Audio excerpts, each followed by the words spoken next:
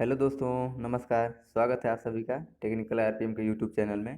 दोस्तों, इस वीडियो में हम लोग आईटीआई मैकेनिकल के तहत फीटर टर्नर में विभिन्न प्रश्नों को देखेंगे, जो विभिन्न परीक्षाओं में पूछे गए क्वेश्चंस हैं या फिर पूछे जाने की संभावना है। जैसे assistant loco pilot, ordnance factory, NTPC, DMRC, UPRVNL, technician grade second और HL, ISRO, boring technician and other technician exam में पूछे जाने की संभावना है।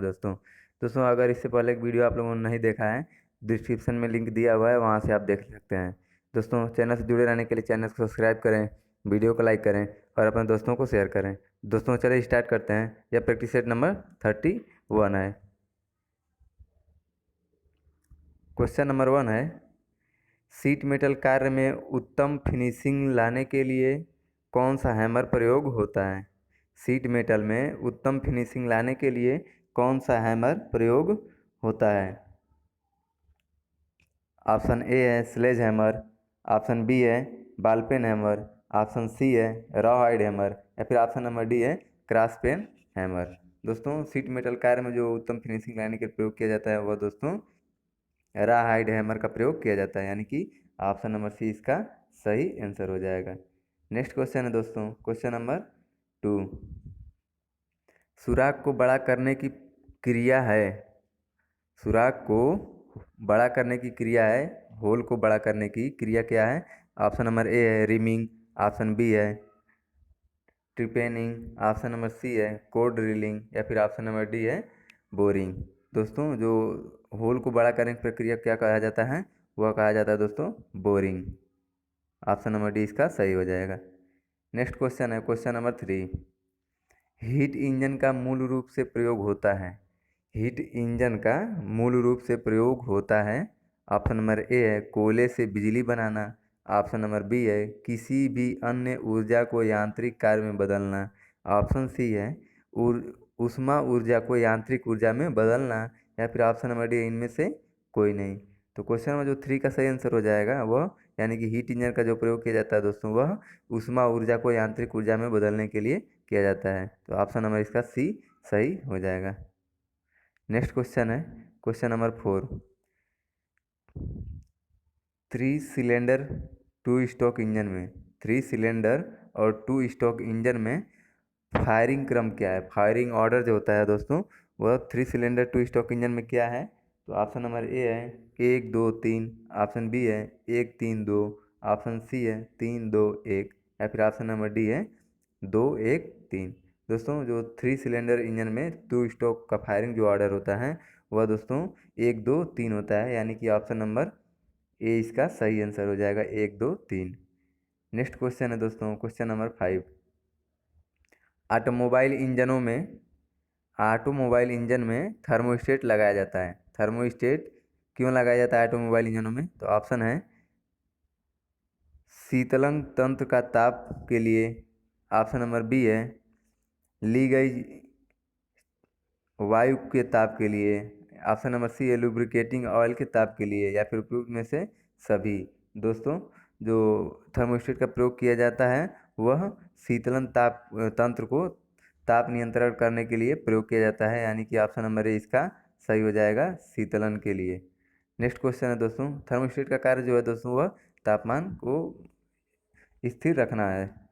नेक्स्ट क्वेश्चन है दोस्तों क्वेश्चन नंबर 6।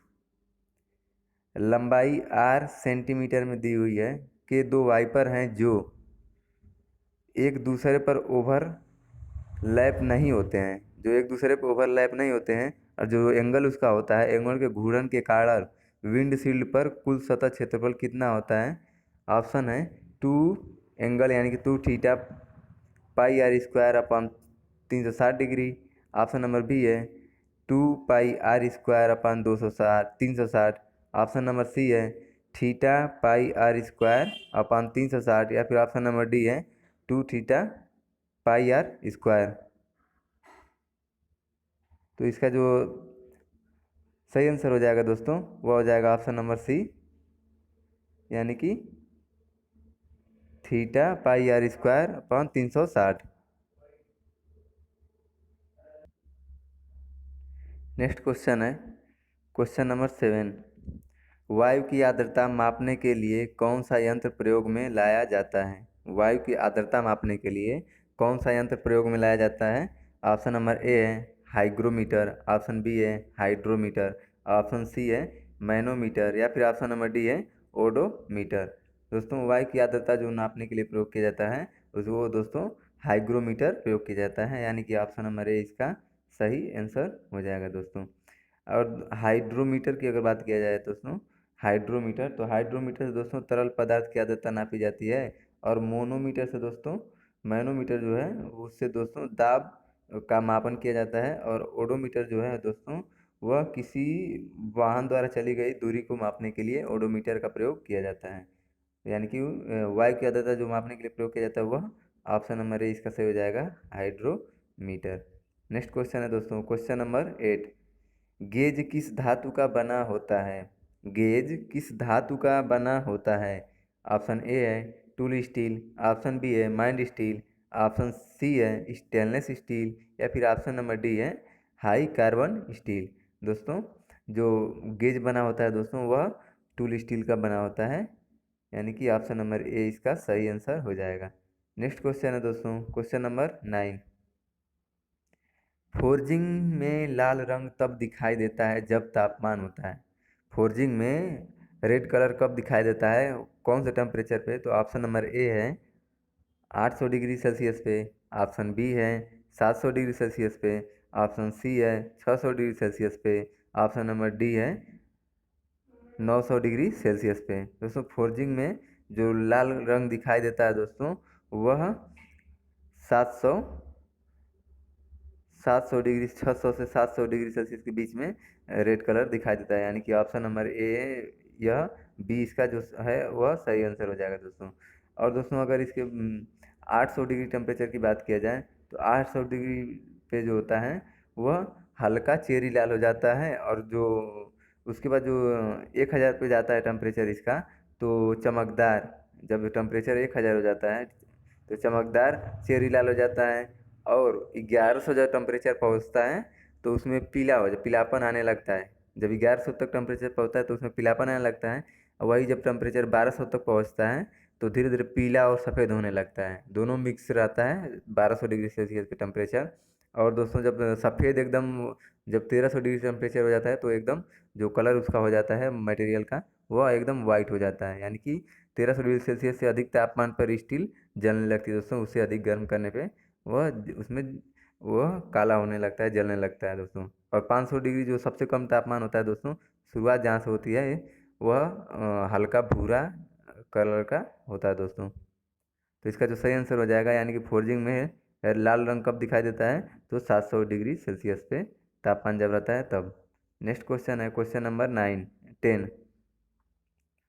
ब्रिनेल कठोरता परीक्षण ब्रिनेल कठोरता परीक्षण उपकरण किस आकार की स्टील ग्रेड का प्रयोग करता है? ऑप्शन नंबर ए है 4 mm, ऑप्शन बी है 5 mm, ऑप्शन सी है 10 mm या फिर ऑप्शन नंबर डी है 15 mm। दोस्तों जो ब्रिनेल कठोरता परीक्षण है उपकरण की किस आकार की स्टील को ग्रेड को प्रयोग किया जाता है तो वह 5 mm इतनी मोटी वह प्लेट होती है दोस्तों, उसी पे ब्रिनेल कठोरता परीक्षण किया जाता है दोस्तों। और दोस्तों हार्डनेस जो कठोरता हार्डनेस समानता दो प्रकार से प्रयोग किया समानता जो दो प्रकार से टेस्टिंग किया जाता है दोस्तों। एक होता है दोस्तों HRC और एक होता है HRB। दो प्रकार के हार्डनेस टेस्टिंग प्रक्रिया है दोस्तों, यानी कि HRC यानी कि रॉकवेल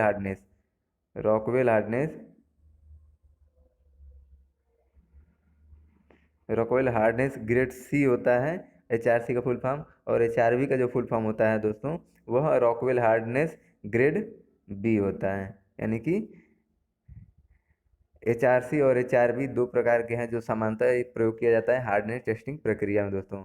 और उसको जो ब्रिनेल कठोरता परीक्षण किया जाता है उसमें 5 mm की प्लेट पे प्रयोग किया जाता है, यानी कि ऑप्शन नंबर 20 का सही आंसर हो जाएगा। नेक्स्ट क्वेश्चन है क्वेश्चन नंबर 11। माइंड स्टील की टर्निंग के समय किस प्रकार के चिप्स निकलने चाहिए? माइंड स्टील की जब टर्निंग की जाती है तो उस समय किस प्रकार के मतलब किस टाइप के चिप्स निकलने चाहिए? तो ऑप्शन नंबर ए है घुमाव द्वारा चिप्स, ऑप्शन बी है लंबे घुघराले चिप्स, ऑप्शन सी है आई आकार के चिप्स, या फिर ऑप्शन नंबर डी है अर्धवृत्ताकार चिप्स। तो दोस्तों जो माइंड स्टील की टर्निंग करते समय जो चिप्स की निकलने की फॉर्मेशन प्रक्रिया होती है वह होता है लंबे घुघराले टाइप के यह चिप्स निकलते हैं, यानी कि ऑप्शन नंबर बी इसका सही आंसर हो जाएगा। और दोस्तों यही अगर कास्ट आयरन की चिप ड्रिलिंग किया जाए या फिर टर्निंग किया जाए तो उसमें चिप्स नहीं गलते हैं क्योंकि वह भंगुर होता है। नेक्स्ट क्वेश्चन है दोस्तों, क्वेश्चन नंबर 12। किस प्रकार के नट में स्लॉट काटने से नट कमज़ोर हो जाता है? किस प्रकार के नट में स्लॉट काटने से नट कमज़ोर हो जाता है? तो ऑप्शन नंबर ए है स्वान नट, ऑप्शन नंबर बी है कैसल नट, ऑप्शन सी है स्लॉटेड नट, या फिर ऑप्शन नंबर डी है स्क्वायर नट। तो दोस्तों जो स्लॉटेड नट होता है उसको अगर जो स्लॉट कटर आता है वह नट कमज़ोर हो जाता है, यानी कि ऑप्शन नंबर जो सी है इसका सही आंसर हो जाएगा। नेक्स्ट क्वेश्चन है स्नैप हेड रिवेट की रिवेटिंग में रिवेट की लंबाई रखी जाती है। स्नैप हेड रिवेट में रिवेटिंग प्रक्रिया में रिवेट की जो लंबाई है वो कितनी रखी जाती है? तो लंबाई बराबर क्या है टी, यानी कि thickness plus 1.5 into D. Option number B है लंबाई बराबर thickness plus 2D। Option number C है लंबाई बराबर थिकनेस प्लस 2.5D, या फिर ऑप्शन नंबर डी है लेंथ लंबाई बराबर थिकनेस प्लस 3D। दोस्तों इसमें जो रिवेट की रिवेटिंग की लंबाई रखी जाती है वह लंबाई बराबर क्या होता है, उसका फार्मूला होता है लंबाई बराबर थिकनेस प्लस 1.5 इंटू डी, यानी कि ऑप्शन नंबर ए इसका सही आंसर हो जाएगा। नेक्स्ट क्वेश्चन है दोस्तों, क्वेश्चन नंबर 14। एक रीमर का प्रयोग सही करने के लिए किया जाता है। रीमर का प्रयोग किस लिए किया जाता है, मतलब किस a reamer is use to correct the. Option number A है ड्रिल किए छिद्र का आकार और स्थान सही करने के लिए, ऑप्शन नंबर बी है छिद्र का आकार और गोलाई, ऑप्शन नंबर सी है छिद्र यानी कि ड्रिल किए छिद्र का फिनिश और स्थान, या फिर ऑप्शन नंबर डी है finish and size of drilled hole, यानी कि ड्रिल किए छिद्र का फिनिश और आकार करने के लिए रीमर का प्रयोग किया जाता है। तो इसका जो रीमर का प्रयोग किया जाता है दोस्तों वह छिद्र का आकार और गोलाई सही करने के लिए प्रयोग किया जाता है, यानी कि ऑप्शन नंबर बी इसका सही आंसर हो जाएगा size and roundness of hole. Next question है दोस्तों, क्वेश्चन नंबर 15। किसी पेट्रोल की ऊष्मीय दक्षता किसी पेट्रोल की ऊष्मीय दक्षता लगभग कितनी है? पेट्रोल की ऊष्मीय दक्षता लगभग कितनी होती है?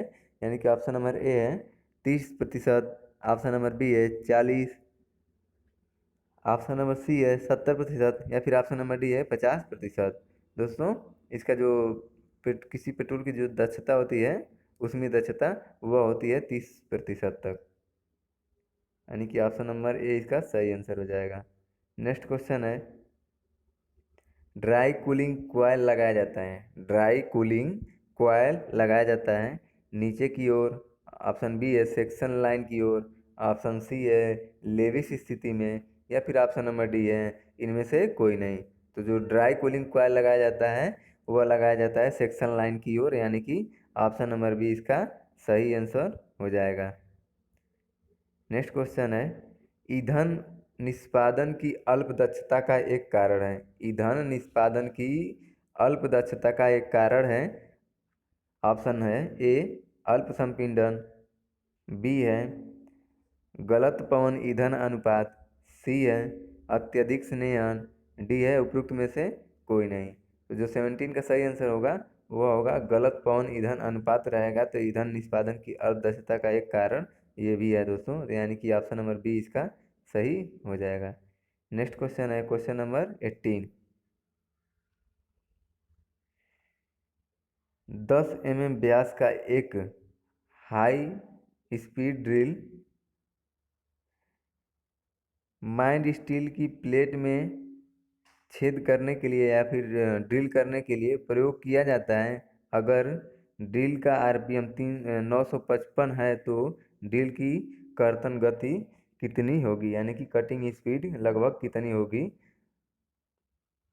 10 mm व्यास का एक हाई स्पीड ड्रिल जो है माइंड स्टील की प्लेट को छेद करने के लिए या ड्रिल करने के लिए प्रयोग किया जाता है। अगर ड्रिल के आरपीएम 955 है, आरपीएम अगर 955 है तो ड्रिल की कर्तन गति कटिंग स्पीड लगभग कितनी होगी। ऑप्शन ए है 35 मीटर प्रति मिनट। ऑप्शन नंबर बी है 37 मीटर प्रति मिनट। ऑप्शन नंबर सी है 30 मीटर प्रति मिनट, या फिर ऑप्शन नंबर डी है 45 मीटर प्रति मिनट। तो कटिंग स्पीड को निकालने के लिए दोस्तों कटिंग स्पीड का जो फार्मूला होता है वो होता है पाई D into RPM upon 1000।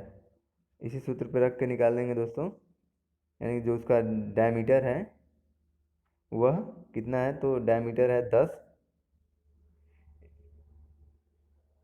10 mm है, इंटू पाई का मान दोस्तों, और जो आरपीएम है 955 है, इंटू 1000।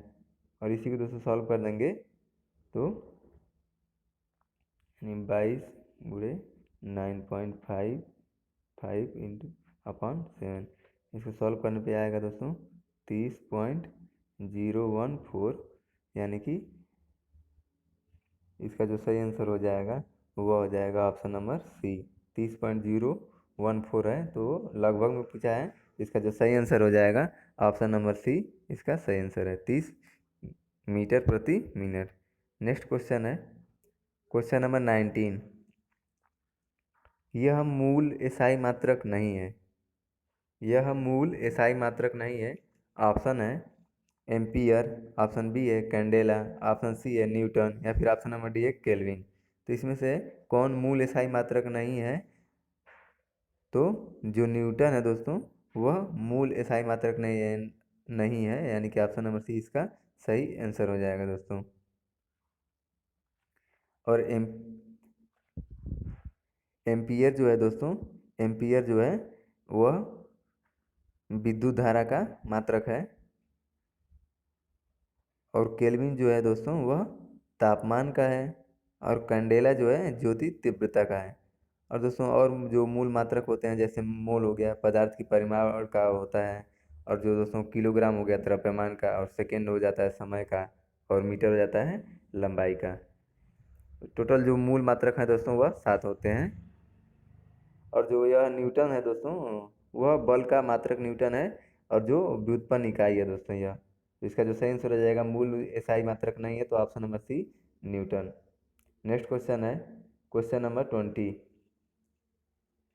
सीटों को मापने के लिए प्रयुक्त शब्द गेज के लिए निम्नांकित में से कौन सा कथन सही नहीं है। सीटों को मापने के लिए प्रयुक्त शब्द गेज के लिए निम्नलिखित में से कौन सा कथन सही नहीं है। ऑप्शन नंबर ए है यह सीट की मोटाई से संबंधित है। ऑप्शन नंबर बी है अधिक गेज का मतलब अधिक मोटाई से है। ऑप्शन नंबर सी है यदि 10 गेज की दो सीटों को मिलाकर मापा जाए तो उसकी माप 5 गेज होती है। या फिर ऑप्शन नंबर डी है गेज प्लेट या सीट जो भी है कि कुल सतह क्षेत्रफल से संबंधित नहीं है। तो यह इसमें कौन सा नहीं है, तो ऑप्शन नंबर ए जो है यह सीट की मोटाई संबंधित है, हाँ ये तो है। ऑप्शन नंबर बी है यह गेज का मतलब अधिक मोटाई से है, दोस्तों यही इससे संबंध नहीं रखता है, इसका कोई मतलब नहीं है, यानी कि ऑप्शन नंबर बी इसका सही आंसर हो जाएगा। इसमें पूछा है कौन इससे संबंधित सही नहीं है, तो ऑप्शन नंबर बी अधिक गेज का मतलब अधिक मोटाई, यह कोई नहीं है दोस्तों, तो ऑप्शन नंबर बी इसका सही आंसर हो जाएगा। नेक्स्ट क्वेश्चन है क्वेश्चन नंबर 21।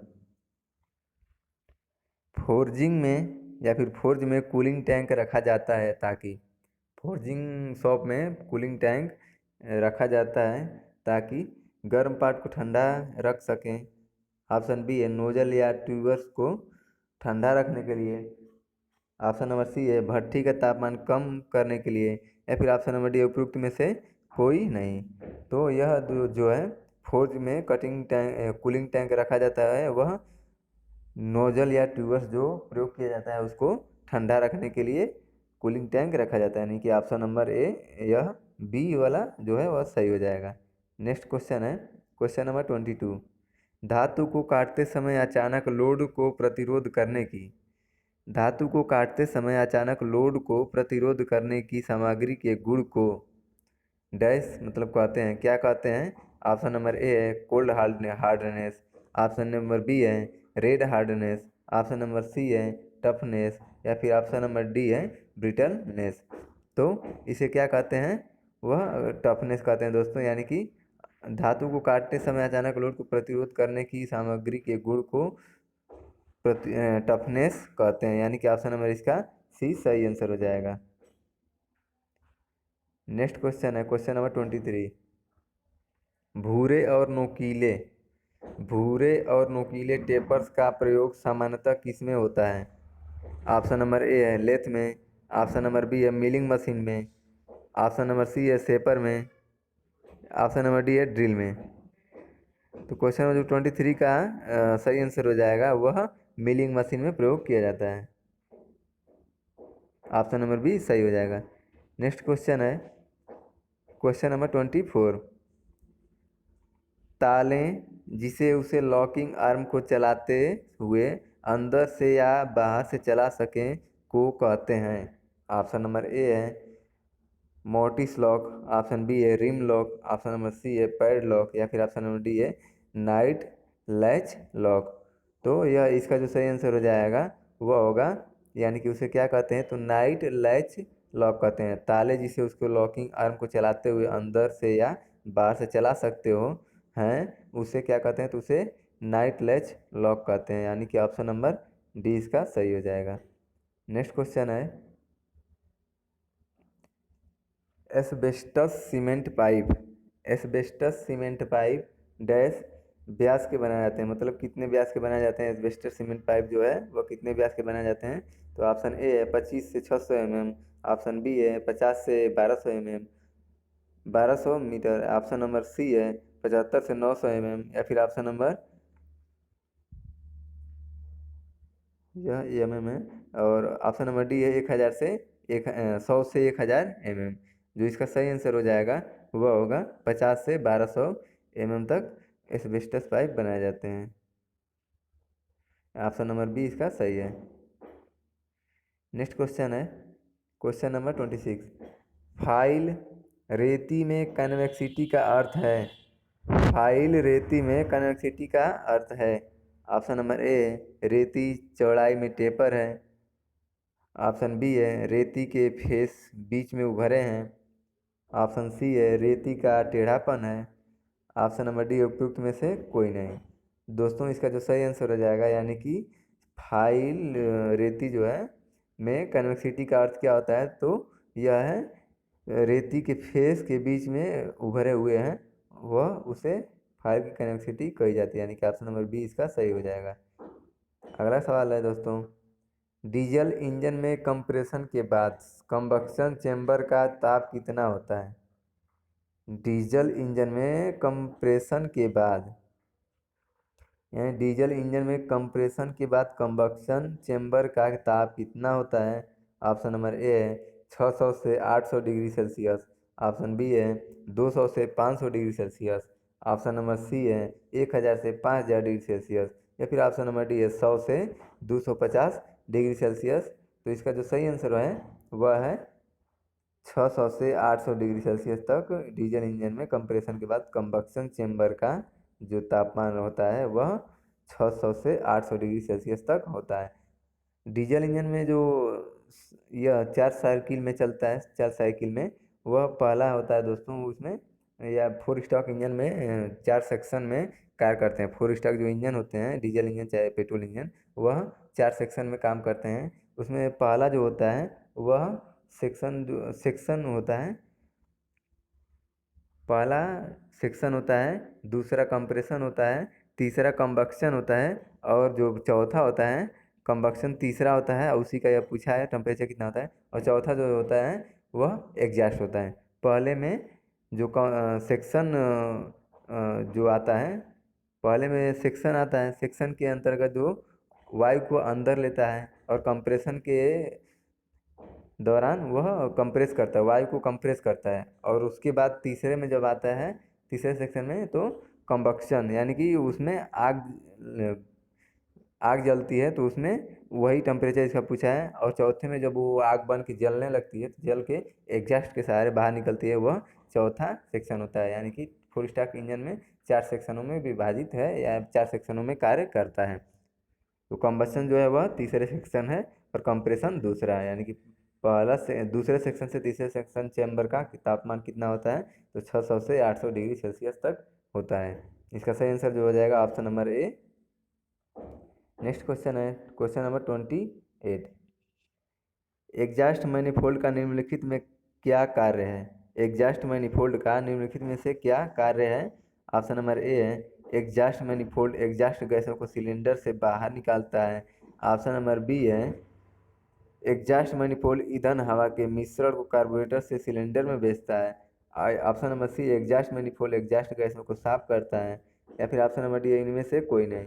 तो एग्जॉस्ट मैनिफोल्ड का जो कार्य है वह है एग्जॉस्ट मैनिफोल्ड एग्जॉस्ट गैसों को सिलेंडर से बाहर निकालता है। यानी कि ऑप्शन नंबर ए इसका सही हो जाएगा।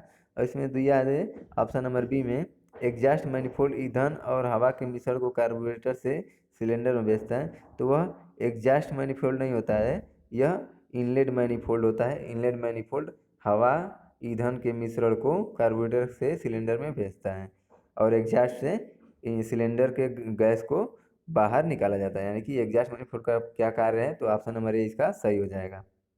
नेक्स्ट का है क्वेश्चन नंबर 29।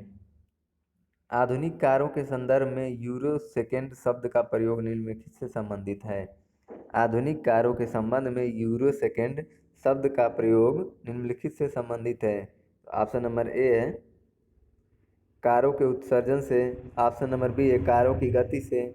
ऑप्शन सी है ईंधन संपीड्यता से। या फिर ऑप्शन नंबर डी है उपलब्ध बलाघूर्ण से। तो आधुनिक कारों के संदर्भ में यूरो सेकेंड जो है वह कारों के उत्सर्जन से है। यानी कि ऑप्शन नंबर ए इसका सही हो जाएगा। नेक्स्ट क्वेश्चन है question number 30। What is ABS। ABS क्या है। ऑप्शन नंबर ए है एयरबैग प्रणाली। ऑप्शन नंबर बी है एंटी लॉक ब्रेकिंग प्रणाली। ऑप्शन सी है एयर ब्रेकिंग प्रणाली। ऑप्शन नंबर डी है एंटी लॉक बैग प्रणाली। तो ABS जो है वह एंटी लॉक ब्रेकिंग प्रणाली है। यानी कि ऑप्शन नंबर बी इसका सही आंसर हो जाएगा। नेक्स्ट क्वेश्चन है भूकंप की तीव्रता। भूकंप की तीव्रता का मापन किया जाता है। भूकंप की तीव्रता मापने के लिए क्या प्रयोग किया जाता है। ऑप्शन ए है रिएक्टर पैमाने का पर। ऑप्शन नंबर बी है सेल्सियस पैमाने पर। ऑप्शन सी है डेसिबल में। या फिर ऑप्शन नंबर डी है पास्कल में। तो भूकंप की जो तीव्रता मापी जाती है वह रिएक्टर पैमाने पर मापी जाती है। यानी कि ऑप्शन नंबर ए इसका सही आंसर हो जाएगा।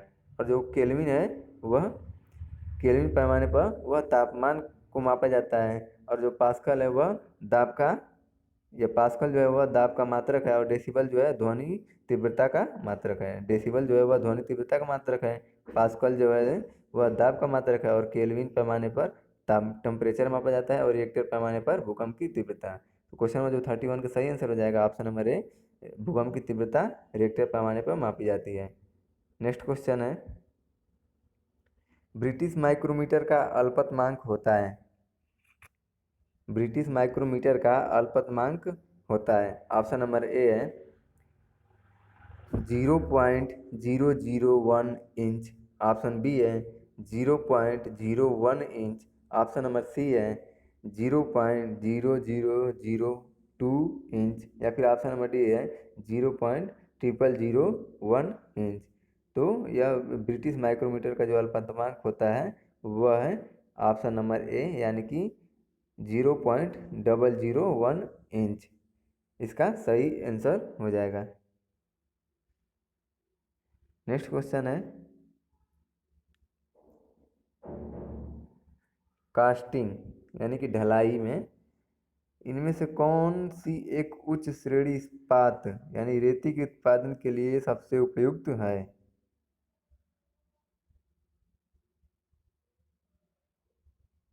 उच्च श्रेणी इस्पात रेती के उत्पादन के लिए सबसे उपयुक्त है।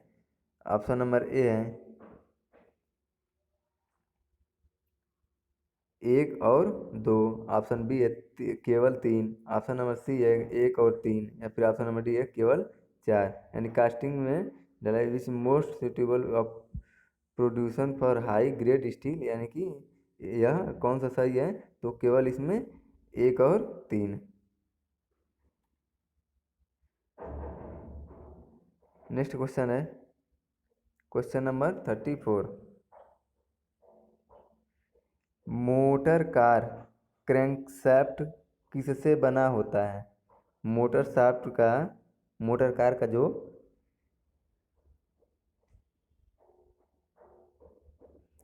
मोटर कार का जो क्रैंकशाफ्ट बना होता है वो किससे बना होता है? यानी कि ऑप्शन नंबर ए है एल्युमिनियम से। ऑप्शन बी है निकिल क्रोम स्टील से। ऑप्शन नंबर सी है सिलिकॉन स्टील से। ऑप्शन डी है स्टेनलेस स्टील से। तो जो मोटर कार का जो क्रैंकशाफ्ट होता है वह बना होता है निकल क्रोम स्टील से, यानी कि ऑप्शन नंबर बी इसका सही आंसर हो जाएगा। निकल क्रोम स्टील से क्रैंकशाफ्ट बनता है। नेक्स्ट क्वेश्चन है बैकलेस बैकलेस एलिमिनेटर को डैश में देना चाहिए। ऑप्शन नंबर ए है अप मिलिंग। ऑप्शन बी है डाउन मिलिंग। ऑप्शन सी है face milling. Option number D है गैंग मिलिंग। तो क्वेश्चन नंबर 35 का जो सही आंसर हो जाएगा वह होगा बैकलेस एलिमिनेटर को डाउन मिलिंग में देना चाहिए, यानी कि ऑप्शन नंबर बी इसका सही आंसर हो जाएगा। नेक्स्ट क्वेश्चन है क्वेश्चन नंबर 36। कंप्रेसिव लोड के लिए इस स्प्रिंग का प्रयोग किया जाता है। कंप्रेसिव लोड के लिए इस स्प्रिंग का प्रयोग किया जाता है। Option A helical tension spring. Option B है flat leaf spring. Option C है wire spring. Option number D है हेलिकल कंप्रेशन स्प्रिंग।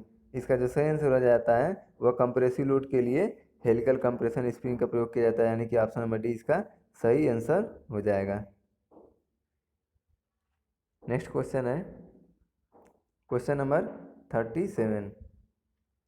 छोटे व्यास के धातु पाइपों को छोटे व्यास के धातु पाइपों को किससे द्वारा जोड़ा जाता है? ऑप्शन नंबर ए है विस्तार संधि। ऑप्शन नंबर बी है क्रूड संधि। ऑप्शन नंबर सी है फ्लैंज संधि, या फिर ऑप्शन नंबर डी है लचीला संधि या फिर फ्लेक्सिबल ज्वाइंट।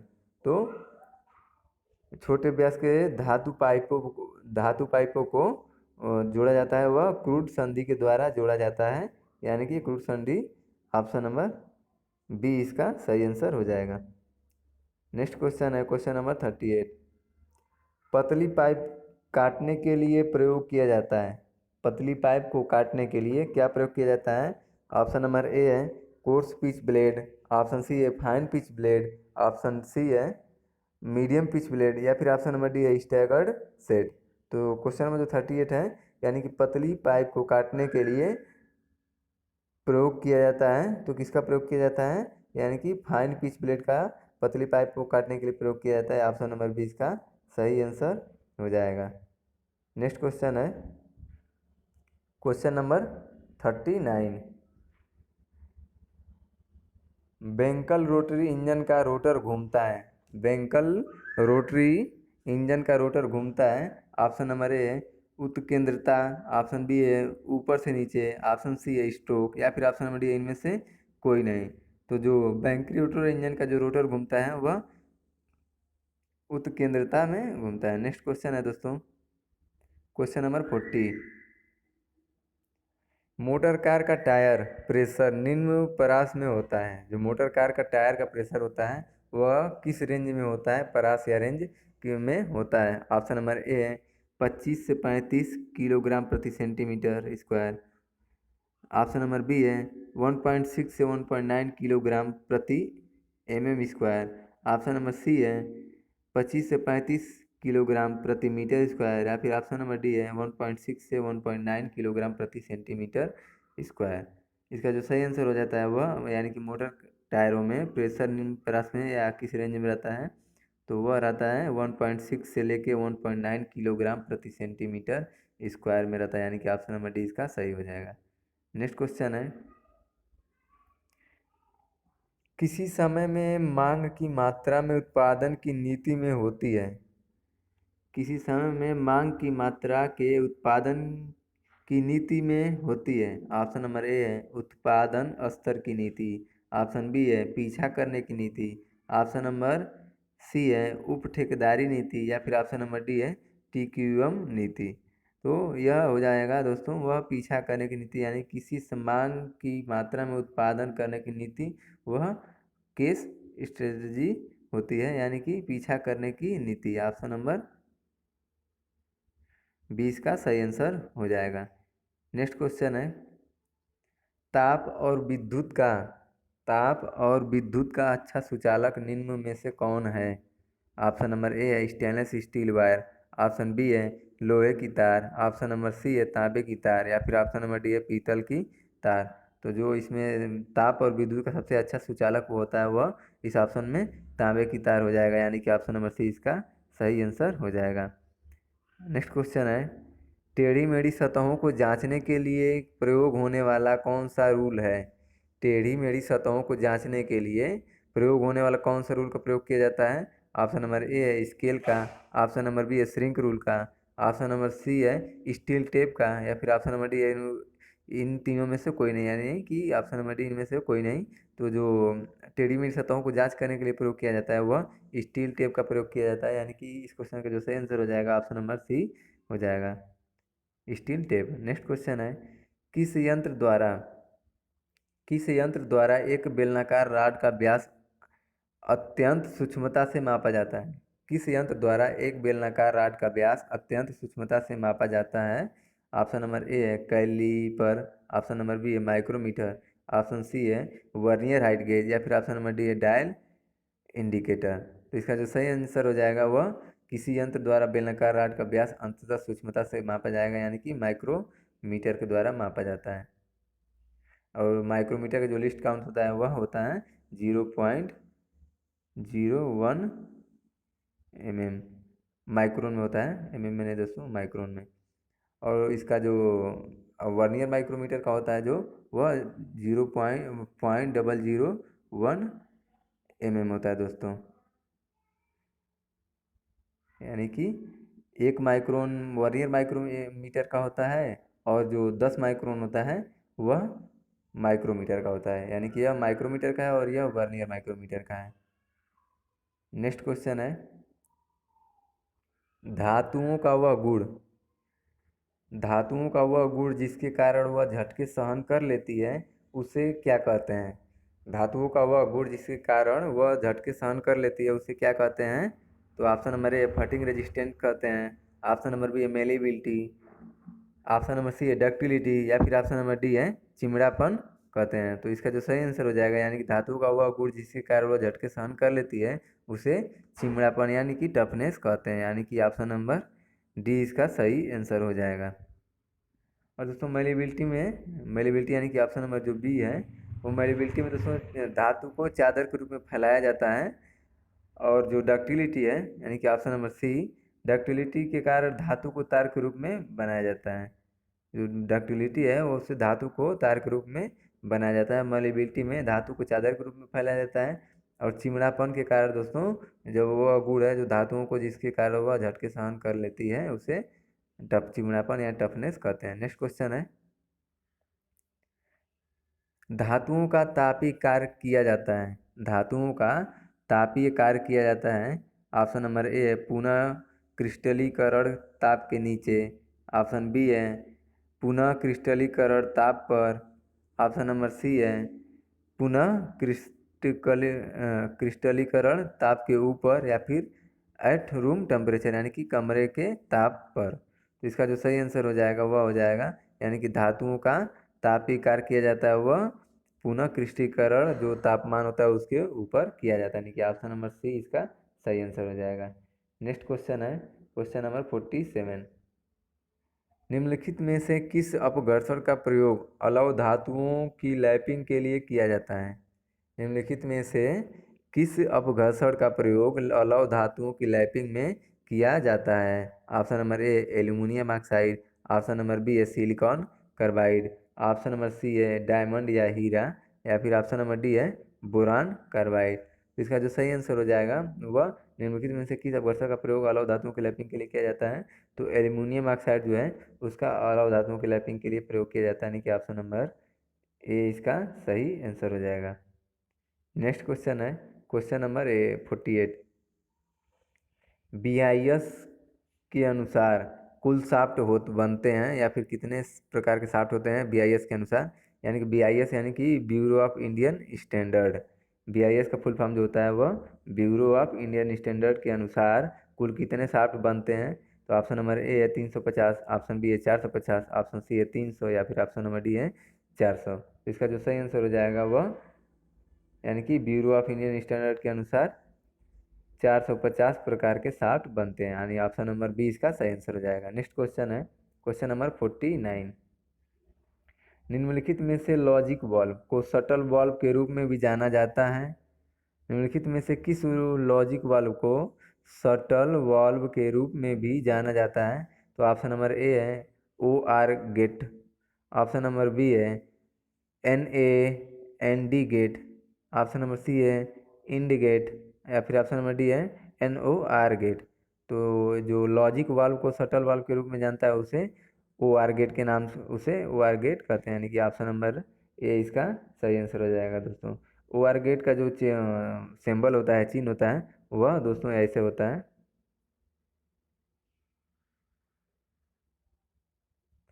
यह ए होता है और यह बी होता है। OR गेट वाल्व ऐसे ही होता है दोस्तों, यही इसका सिंबल है। नेक्स्ट क्वेश्चन है क्वेश्चन नंबर 50 और इस प्रैक्टिस सेट का लास्ट क्वेश्चन। रेती का स्पेसिफिकेशन किस तरह से किया जाता है? जो फाइल का स्पेसिफिकेशन किया जाता है वह किस प्रकार से किया जाता है? तो एकल काट या द्वि काट पे, ऑप्शन नंबर बी है रुक्षता पे, या फिर ऑप्शन नंबर डी है ये सभी प्रकार से, या फिर ऑप्शन नंबर डी है लंबाई और आकार से। तो जो फाइल का स्पेसिफिकेशन किया जाता है वह एकल काट या द्वि काट, रुक्षता और लंबाई और आकार के अनुसार किया जाता है, यानी कि इसका जो सही आंसर हो जाएगा यानी कि ये सभी प्रकार से किया जाता है दोस्तों। इसका सही आंसर हो जाएगा ऑप्शन नंबर सी। दोस्तों अगर वीडियो अच्छा लगे तो लाइक करें, अपने दोस्तों को शेयर करें और चैनल से जुड़े रहने के चैनल को सब्सक्राइब करें। तो फिर मिलते हैं दोस्तों अगले वीडियो में, तब तक के लिए धन्यवाद।